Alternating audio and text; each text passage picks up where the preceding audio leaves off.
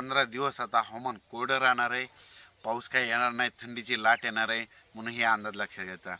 राज्यात एकंदरीत परिस्थिती बघितली तर राज्यामध्ये काय झालं, आता ह्या 8-9-10 तारखेला काही काही भागामध्ये पाऊस पडला आणि आता पाऊस पडल्याच्या नंतर सर्व शेतकऱ्याला सांगू इच्छितो का आता चण्याचं पीक आहे, कोणतं फुलावरलं जे पीक आहे तर आता काय होतं.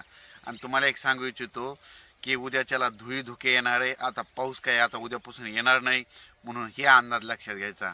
परत एक सांगू इच्छितो की 15 दिवस आता हवामान कोरडं राहणार आहे, म्हणून हे देखील अंदाज लक्षात द्यायचा. आणि ज्यांच्याकडं हरभऱ्याचं पीक आहे त्या शेतकऱ्यांनी काय करायचं, फुलावा असताना थोडा ट्रेस द्यायचा. ट्रेस दिल्याच्या नंतर काय होतं, घाटाची संख्या वाढते, फुलामध्ये जास्त पाणी द्यायला जमत नाही.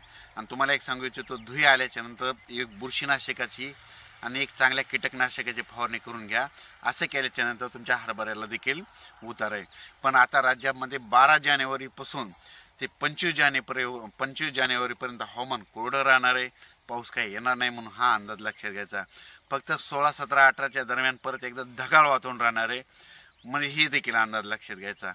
अचानक वातावरणात बदल झाला तर लगेच एक मेसेज दिला जाईल. धन्यवाद.